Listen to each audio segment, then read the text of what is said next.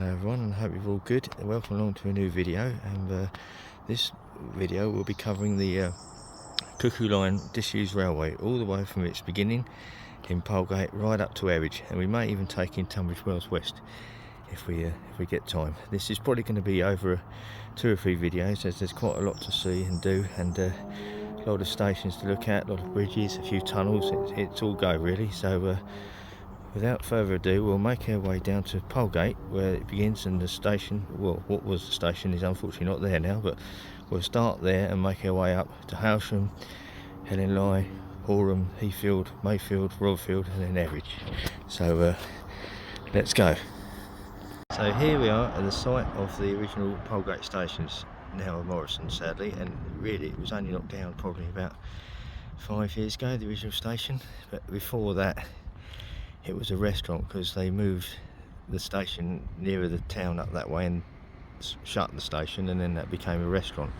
So the line is higher up than road level, and then there was an underpass that you went through the station up some stairs onto the platforms which were higher up onto the track bed where the actual station was on road level.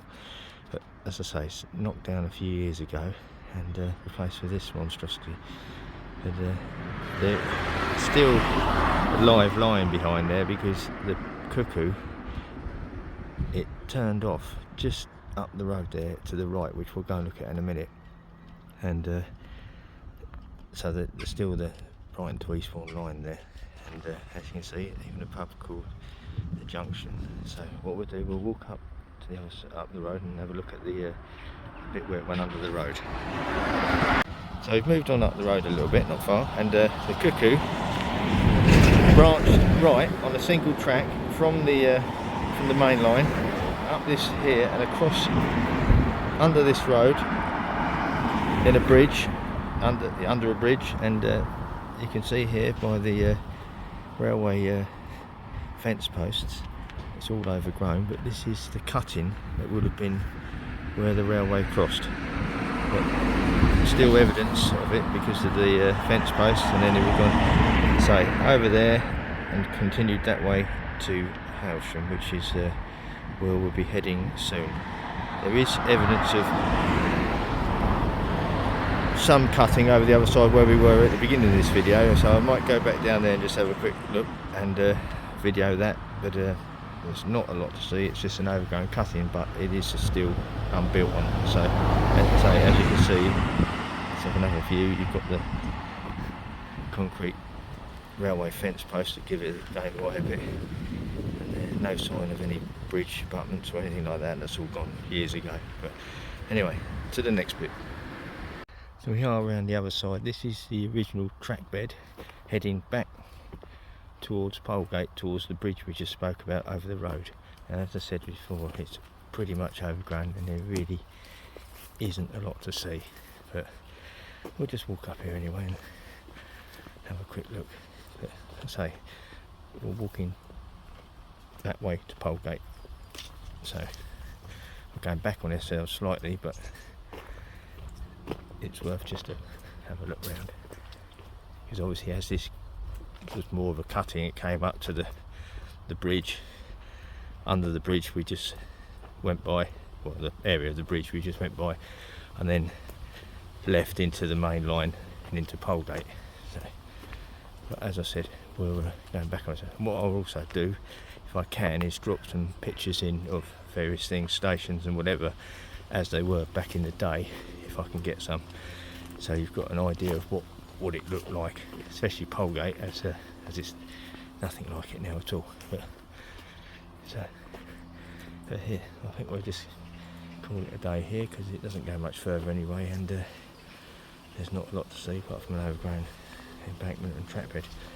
So there again, now we're looking towards Howsham, and that's where we'll be heading towards next. There may be a stop on the way, possibly, if I can park. If not, we'll go back at a later date and drop it in afterwards to the video. But Howsham will be our next stop, and there's a bit to see there, but after Howsham it starts getting a bit more interesting. The further you go, the more stuff is there to see, the more buildings, more stations, tunnels, bridges. There's a lot of it left, I mean, a lot of it is a cycle path, so they left a lot of it anyway. But yeah, as I say, this start not so interesting. Further up, better and better and better. Right, so now we are just at outside of Hailsham, and we're at a place called Mulbrooks, where the Cuckoo crossed the main Earsham Road towards Hailsham, which is up that way. Just there is the track bed, and the house you can see there is hopefully in the corner there'll be a picture of this crossing as it was, and you'll see that house in it. You can't see in the picture, but here was the crossing keeper's house where they lived. It's long since demolished, and there's absolutely nothing to show for it whatsoever, not even any bricks or anything, so that's a shame. That way is Polegate, so we've come along, and this is where it crossed straight there, and the next stop up that way is into Hailsham itself. So there you go, that's Mulbrooks crossing as it is now. Lots of house building going on around the other side of there, and soon probably be unrecognisable. That house there you can see, probably railway related, has been extended over the years quite a lot, so it looks the same but much longer. So anyway, so now we will head towards Hailsham, and that'll be our next port of call. So here we are at the site of Hailsham station. As you can see now, it's a car park. I'm standing on the bridge where the trains went under, but Hailsham was a terminus to 1880, so it wasn't obviously called the Cuckoo Line until it proceeded the other way towards Heathfield. And it was called the Cuckoo because in Heathfield they had a fair where they released a cuckoo in the spring, and it was meant to be the first cuckoo released, so it gained the nickname the Cuckoo Line. Now we are looking directly where the platforms will be, and the platforms will be kind of here and there, and that, if you can see, is the remaining station master's house. It's actually still, let's see if I can zoom in a bit, you can still see it there. It's in very good condition and well preserved, and we'll go around in a minute and have a look at it from the other side. But unfortunately now most of the estate is a housing estate now. It's the station site, and a car park right further down there is where we were earlier, and come up, the train would have come up through those houses into the station here. Again, I'll try and put a picture in the corner and give you an idea of this view. So apparently there was over there 2 cottages at some point as well, but they were long demolished, I think, before the railway even closed. So, but there is a section of wall that's left, and there is some bits and pieces that you can kind of see where it was. So we'll go around the other side and have a look at the house and the wall and the entrance where the actual station itself would have been. And quickly, while there's no cars coming, this is the wall, and this is original to the station in the very beginning, so that's 100 and something years old. But that's had it broken there, but that's still surviving. Where this building is now, that's where the original station building would have been, and that's the station master's house from a better side of things. So as you can see, it's in excellent condition, and this is sort of where the forecourt would have come in to the station there. So I think there's still even a bit of wall still here that you can see. Yeah, there's still there, a little bit of wall still left from the entrance. Okay, so that wraps up Hailsham. So next stop is Helen Nye, where there's lots to see. Actually, that doesn't wrap up Hailsham.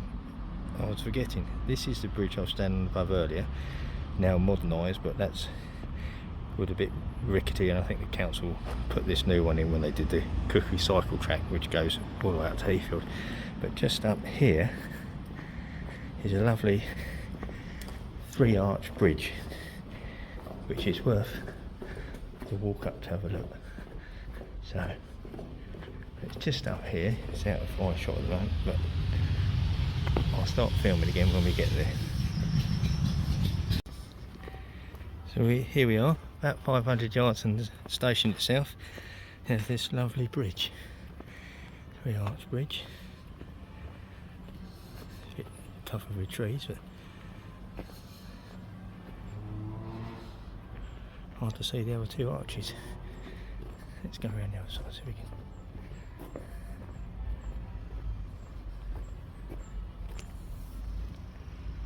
One there, very hidden.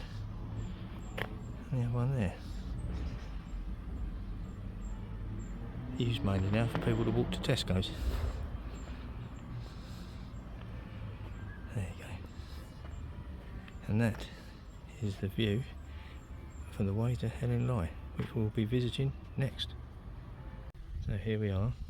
This is Helen Lye station. Absolutely fantastic condition. Looks like it's having some work done. New roof. Still got the awning on the front.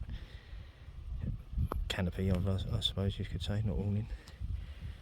First station after Hailsham, from when it was a terminus, and first of the country house T.H. Myers design, which all the other stations after here were Hailsham, Horham, Heathfield, Mayfield, Rodfield, etc., and same as the Bluebell. They were all the same as well, Barkham, etc., so on.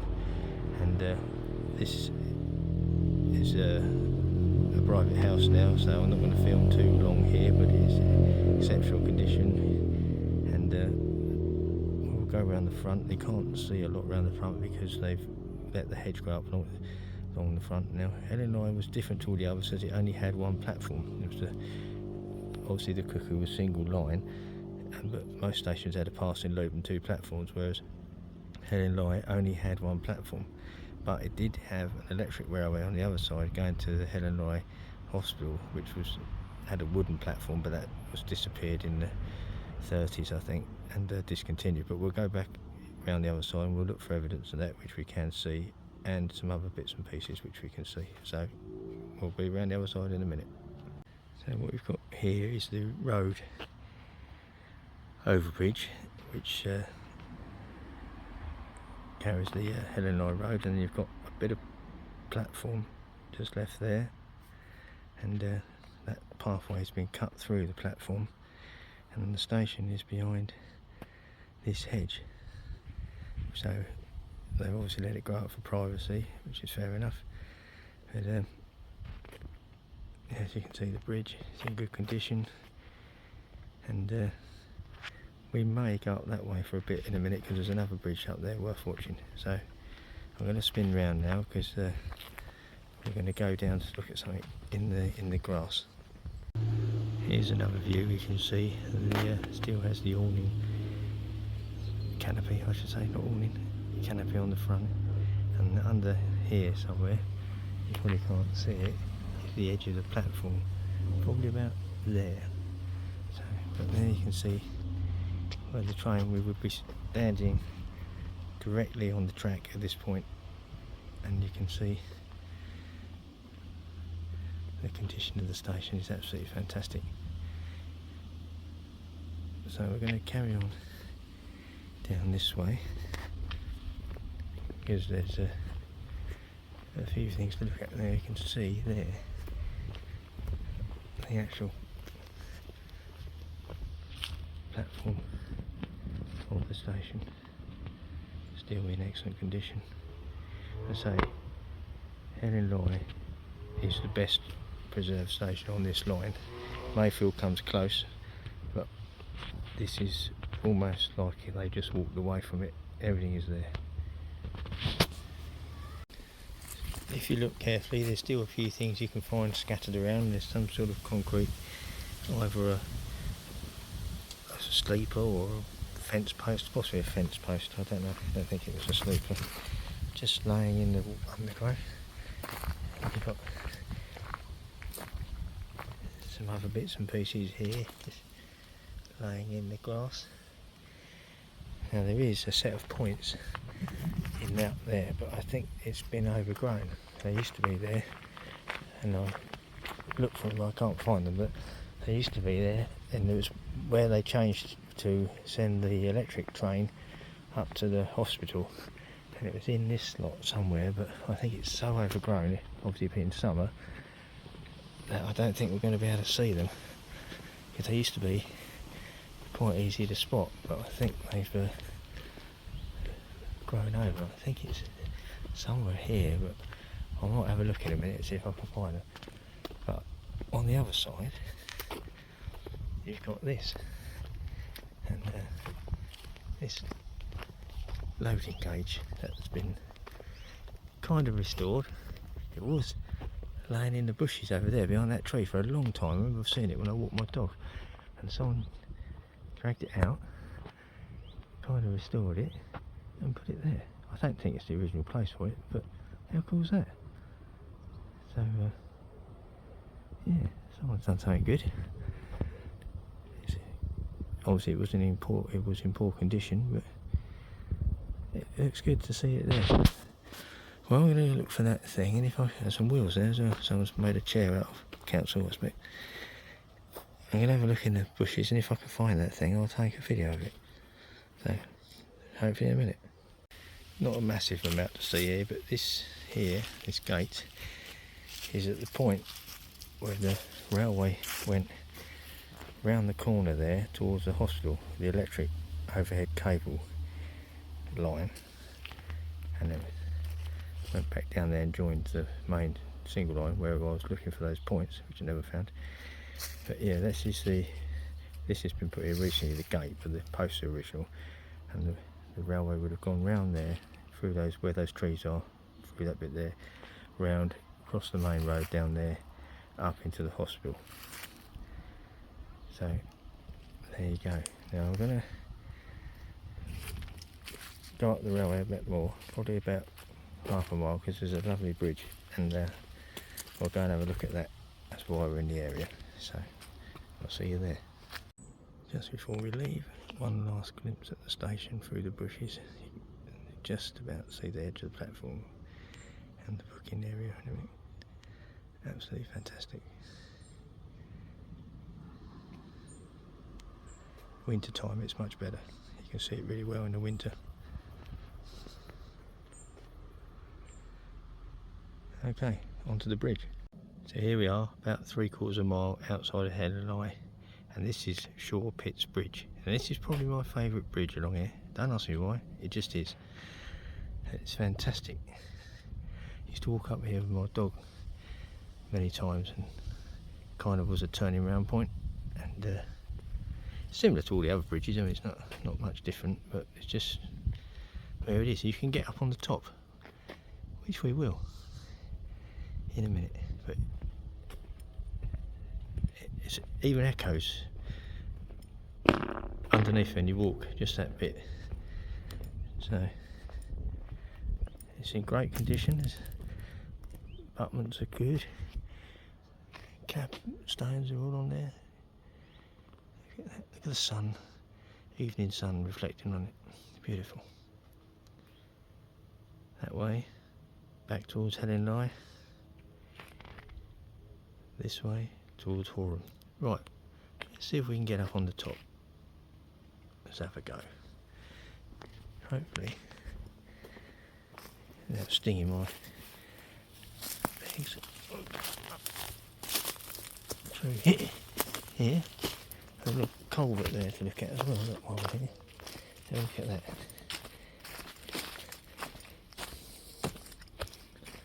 Little tiny culvert from one side to the other. Now, in the past, I just clambered up here. Hope it doesn't go badly wrong. It's a bit steep. This is an occupation bridge for farmers to cross, so it's never had cars over it. Obviously, when they took the land off the farmers, they had to build bridges so they could get from one side to the other. It's overgrown. Alright, if you want to go Blackburn, there you are. We're on the top. Fantastic. You that way back, so I'm walking his dog back towards Headland. And back that way towards Horham. Look at good condition it is. Right, I'm going to leave this episode here. thank you very much for watching. Please like and subscribe, and keep your eyes peeled for episode 2, where we progress on to Horham, Heathfield and Mayfield. Thank you very much.